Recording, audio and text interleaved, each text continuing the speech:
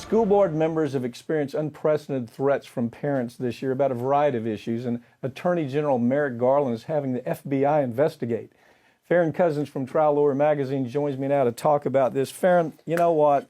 I get the idea teachers should be able to teach without interference from parents. But the other side of it is parents have responsibility to raise their children the way they want to raise them. That seems to be where the issue splits here.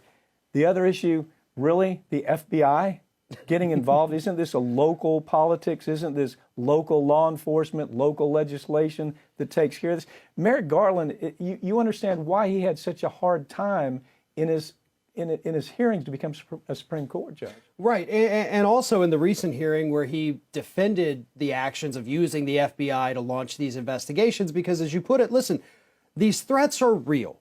Yeah. It is happening. There is no doubt about that, and it is wrong 100%. Mm-hmm. But does it rise to the level of needing to get federal authorities involved in this? Right. And I think we have to look at how plausible are these threats, because that is something law enforcement would look at. And I haven't seen quite anything that to me would rise to the level of FBI, federal agent involvement. This should be a local police issue. Isn't this just another softball for Republicans? I mean, come on. Well, yeah, it's softball after softball that the Democrats give Republicans. This is just another one of them. The last show we talked about the books in the library. Okay, so who wins on that? From a talking standpoint, from a political talk, the Republicans win. They win on this too. This guy has an agenda, and it just doesn't fit here, man. Local politics is local politics. It's local law enforcement that gets involved here. Well, and you run into an issue here with the slippery slope that we have always seen with the FBI. First it was they wanted to go after big figures like Martin Luther King Jr. Mm-hmm. We're going to attack him. We're going to, mount this pressure campaign to get him to kill himself. The FBI did. And then it spreads from there. It's okay, well, now who's causing trouble? Oh, it's the labor unions. Mm. Let's go infiltrate the labor unions. Then it was the environmental activists. Mm-hmm. Mm-hmm. And now it's rise to the occasion where we have to get the FBI involved because you've got a lot of these people act crazed, these parents showing up there. Some of them have lost their logic. They don't want people messing with their children. It has to do with curriculum. It has to do with vaccine. It has to do with mask mandates. It has to do with a lot of things. But your point being is, I think this is your point. It's brilliant. It started in a slow progression. We go after the mobs, okay. But then we go after the unions, not okay. Then we go after the social activists, not okay. The FBI has been this ugly little process that was uncovered in the church hearings. You and I have talked about this, where that little freak, J. Edgar Hoover, who was an absolute nutcase, was going after Daniel Ellsberg. No, back then it was Seymour Hersh. Going after Seymour Hersh to the point they were threatening his life. This is just another thing. And now it's in our households. FBI showing up to arrest somebody because now granted, they said some crazy things, but that's for local police. It's not the damn FBI that shows up at a person's house, because when that happens, it's nothing but another softball for the Republicans. Right. We're living in a country right now that gives more money to police departments across this country than they could ever even know what to do with. And if you're telling me that these police at your little local, police station don't have the resources to investigate, hey, Joe Smith said he was going to, kill a school board member, can you look into that? They can look into that. They can investigate this. They can see if the threat was credible. They can press charges if needed. You do not need the FBI involved in this unless they have evidence that there's some kind of grand conspiracy, which we don't see. On the other side of it, I took a look at some of the comments about this whole thing.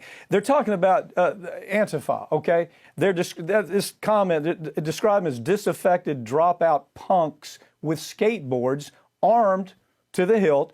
They talked about a case. I mean, I'm showing you the dichotomy. Here's this side, and here's the parents. FBI's not going after them. They're not treating them like terrorists. This comment goes and talks about 3 weeks ago they let one of the Antifa go who took an axe and chopped his way through the door of a legislator. Okay, you know what the punishment was? They put him on probation and, oh, by the way, gave him back his axe. So it's an easy discussion. It's an easy dichotomy that you say, what is this freak doing? Going after parents. And they're crazy. I get it. There's some crazy conduct, but it's local politics. It's not the damn FBI showing up at people's house. Right. This is red meat, as you said, for the Republican Party, because Merrick Garland in that hearing didn't know how to defend this, didn't even really know how to explain why they were doing it. It wasn't clear whether he even knew the details of what was happening. You've got this guy, Andrew Cuomo, who's pretty much a thug. I mean, intimidation, threats, fear factor, always out there about the way he ran politics. In comes his little brother, 51 years old, and says, "Big brother, I'm going to help you. I'm going to use the power of CNN. I'm going to use our investigators to help go after the women who are accusing you of being a predatory punk." And so he gets involved. It's crazy. It truly is. All of this while Chris Cuomo, obviously still on the air at CNN throughout all of this, doing his show every day.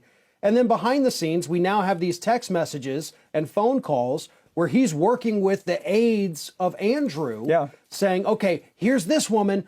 Okay, I'll get on it. I'll contact my people in the media. We'll find out what's going on. I'll find out when the next story is going to break and who it involves, which woman it involves, and we'll go from there. It was obvious that this so-called journalist was working as an aide for his brother, violating every ethical journalistic principle imaginable in the process. CNN whistles, kicks the can down the road like this oddball hasn't done anything wrong.